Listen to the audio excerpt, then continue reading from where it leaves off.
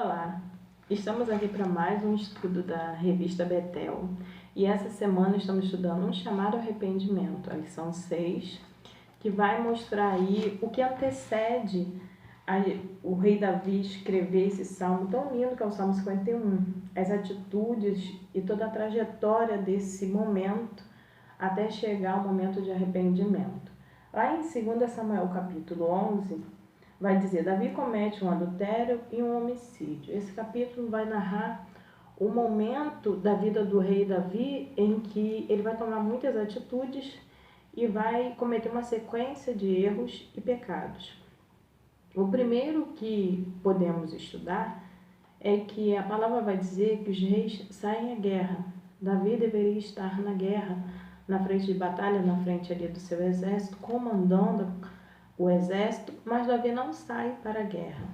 E aí nós podemos pensar que a primeira atitude de erro que Davi toma é irresponsabilidade, porque se ele deveria fazer algo e ele não está fazendo, e algo que é responsabilidade dele, ele comete a primeira atitude errada, né? E é irresponsabilidade. Mediante essa irresponsabilidade, ele não comete nada que vá preencher esse momento. Eu vou ficar em Israel, mas eu vou cuidar da minha família, dos meus filhos, eu vou cuidar de algo administrativo, eu vou cuidar da cidade, do povo, não. Davi fica, e aí a segunda atitude é a ociosidade, totalmente ocioso. A palavra vai dizer que Davi acorda à tarde, sem compromisso com nada, sem fazer nada, e vai para o seu terraço passear no seu terraço. Davi está totalmente ocioso. A terceira atitude de Davi que nós podemos perceber, né, em meio a toda essa trajetória de erro que ele vai cometer, é que Davi não faz menção de Deus neste momento. Um homem que está acostumado a escrever salmos, está acostumado a estar com a harpa, cantando ao Senhor. Nesse momento, Davi não faz menção nenhuma de Deus. E parece até que ele está numa crise existencial, porque quando aquela pessoa esquece da sua história, e a história de Davi é totalmente vinculada a Deus, parece que ele está se esquecendo da sua própria existência. E aí agora Davi vai pecar, porque ele vai olhar ali para uma mulher se banhando, vai desejá-la e vai dar lugar ao seu desejo. Manda chamar Betseba, adultera com ela, se deita com ela e depois despede para sua casa, como se nada tivesse acontecido. Só que acontece. Betseba engravida e aí ele manda chamar o seu esposo, Urias, lá da guerra, para vir para casa, na intenção de que, estando Urias na cidade, ele vá para casa e fica ali com seu momento íntimo com a sua mulher para assumir essa paternidade desse filho sem saber. Só que a palavra de Deus vai nos mostrar que Urias não vai, mesmo mediante uma festa que há muitas bebidas, Urias fica totalmente embebedado, ele não vai. No versículo 9 do capítulo 11 vai dizer: porém Urias se deitou à porta da casa real com todos os servos do seu senhor, e não desceu à sua casa. Ele não vai. Mediante essa atitude de Urias, Davi então pensa num plano tão perverso que é difícil até da gente entender porque Davi faz isso. Ele vai colocar então nas mãos de Urias uma carta na qual a ordem dele para o capitão é que coloque Urias na frente da batalha para que Urias morra. A porcentagem para a morte de Urias é muito grande ali na frente. Isso realmente acontece, Urias morre, Davi toma Betseba como a sua esposa, para ali tentar então esconder todo aquele pecado, tudo aquilo que o faria morrer, porque mediante a lei, o adultério levaria aqueles que adulterou à morte. Mas aí o rei Davi também parece se esquecer que ele não está acima da lei de Deus. Ele vai tendo atitudes para esconder o seu pecado, né? Porque o pecado é assim, a pessoa peca e o pecado chama a pessoa para continuar pecando e continuar escondendo o seu pecado. Mas Deus não. Deus tira da escuridão e traz para a luz. E foi isso que aconteceu Davi, um belo dia, vai receber a visita do profeta Natã. E é interessante a forma pedagógica que Natã vai usar para falar com o rei Davi, porque ele vai usar uma parábola lá no capítulo 12 de 2 Samuel, diz assim: Natã, o profeta, repreende a Davi. E é uma passagem linda, se você puder ler depois, que ele vai dizer assim para Davi: e vindo um viajante a um homem rico, deixou este de tomar suas ovelhas e suas vacas para guisar para o viajante que viera a ele, e tomou o cordeiro do homem pobre e preparou para o homem que viera a ele. Ele vai contar que a receber uma visita, o homem rico, em vez de tomar dali daquilo que ele tinha, ele toma do homem pobre. E aí, no versículo 5 vai dizer: então o furor de Davi se acendeu em grande maneira contra aquele homem, e disse a Natã: vive o Senhor, que digno de morte é o homem que fez isso. Davi consegue ver o erro do outro, mas Davi não está conseguindo ver o seu próprio erro. E aí Natã vai dizer: Davi, este homem é você, Davi. E assim diz o Senhor: te dei tantas coisas. E aí Deus vai confrontar Davi. Sabe o que é interessante nessa passagem? É que na sequência de pecado que Davi comete, o arrependimento chega quando Deus confronta ele. E o arrependimento vai ser porque Davi vai olhar para Deus e vai ver que Deus é santo, é perfeito, que Deus fez, é lindo, maravilhoso. E vai olhar para si e vai ver suas atitudes. E aí, dentro desse confronto da verdade de Deus com aquilo que está em Davi, vai vir então o arrependimento. Davi não busca desculpas, Davi não pensa em mais nada, ele olha para si e diz: pequei contra o Senhor. É interessante que ele não usa nem o próprio homem que está ali ao seu redor, pequei contra Urias que morreu, não, ele diz: pequei contra o Senhor. E aí vai ter um arrependimento grande na alma de Davi, e Davi pede para que Deus não se afaste dele. Davi viu Deus se afastar da vida do rei Saul, ele sabe o que é o afastamento, perder a presença de Deus, e ele não quer isso. E aí esse arrependimento de Davi é lindo, porque nos ensina cada dia que o homem é totalmente dependente de Deus. Em toda a sua trajetória, o homem precisa mesmo de Deus. Aí Davi vai ter, através dessa intervenção de Deus, a possibilidade de vivenciar uma renovação. O amor de Deus, ele chega e abraça o pecador, só que não anula a justiça de Deus. Davi vai receber também a paga do seu erro, que é a morte daquele filho que Betseba estava esperando. Nós vemos Davi tentar, de todas as maneiras ali, com jejum, buscando ao Senhor, tentar fazer com que Deus o ouça e atenda a sua oração, né? Que essa criança tenha vida, mas o que Deus tinha dito acontece, essa criança morre. E aí Davi vai entender que o pecado gera um fruto, e esse fruto é sempre de morte. Nós vamos perceber também que essa passagem vai mostrar as características de Deus.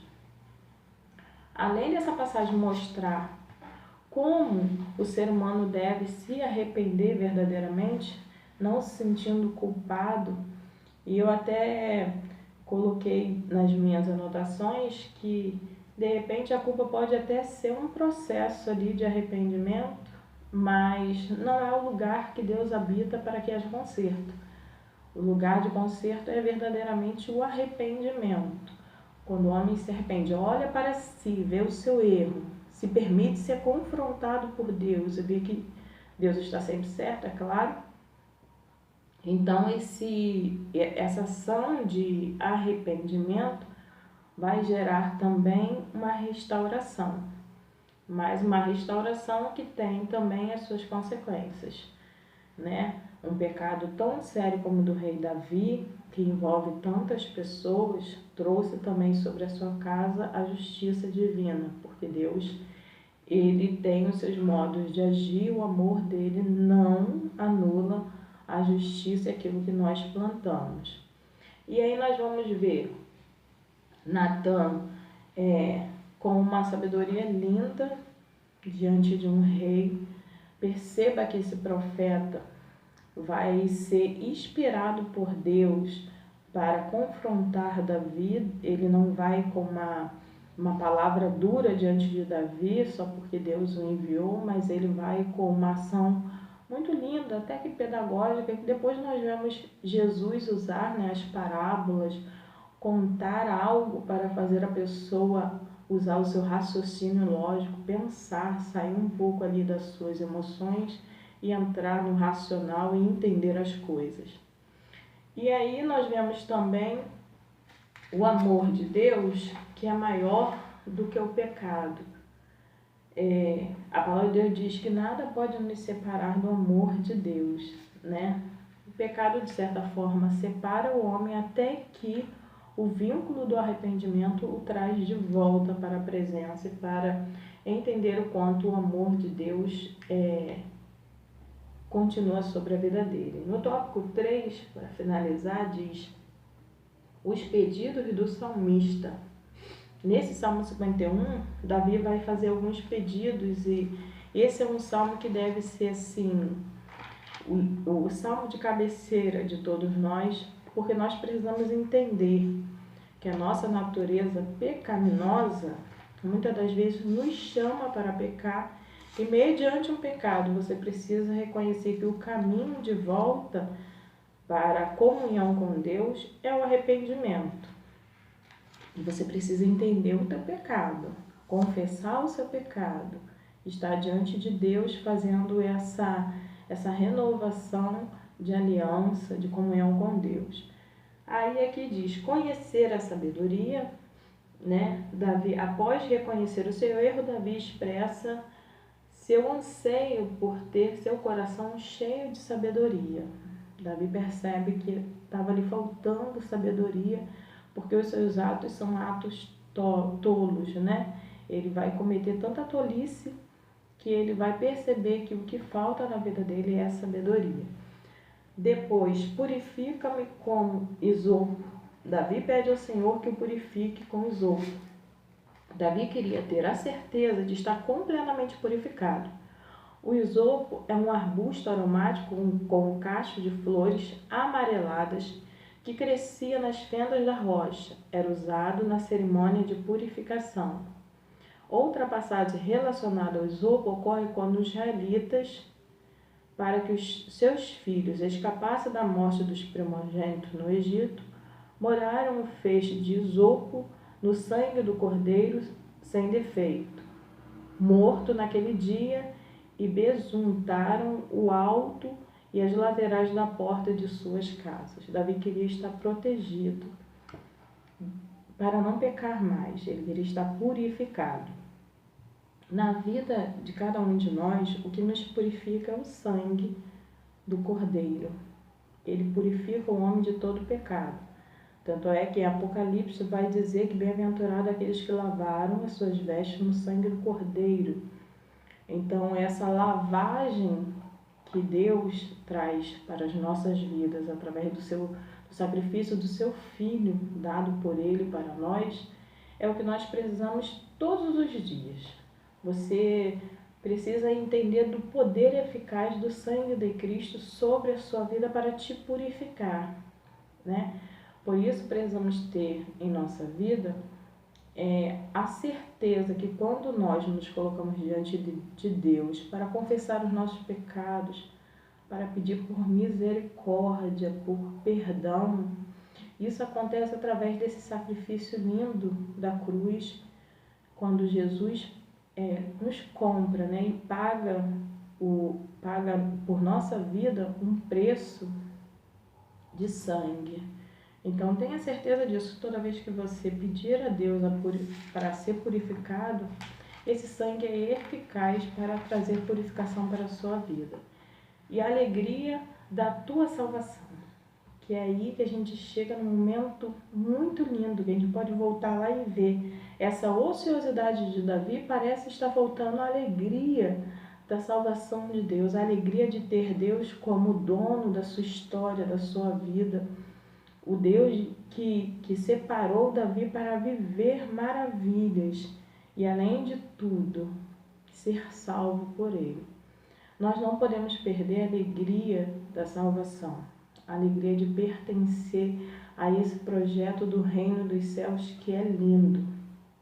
Se você que está me ouvindo ainda não conhece o projeto do reino dos céus, leia João, Evangelho de João, e você vai entender um pouco do amor de Deus. Deus amou o mundo de tal maneira que deu o seu Filho unigênito, para que todo aquele que nele crê não pereça, mas tenha vida eterna. Então há um projeto que é maior do que tudo nessa terra, e é a salvação de Deus para a vida de todos aqueles que o querem, que o recebem como Senhor e Salvador e creem que Ele é Filho de Deus, Jesus é o Filho de Deus, e Ele tem muito mais além dessa terra para nos dar. E aí nós não podemos perder esta alegria. Eu quero dizer para você que nesses dias que nós estamos ainda em isolamento social, muitas coisas estão acontecendo na terra, mas muitas coisas estão acontecendo também no céu. Os projetos de Deus vão se cumprir e você precisa, como aquele que confia num Deus que é o teu dono, entender que Ele está no controle.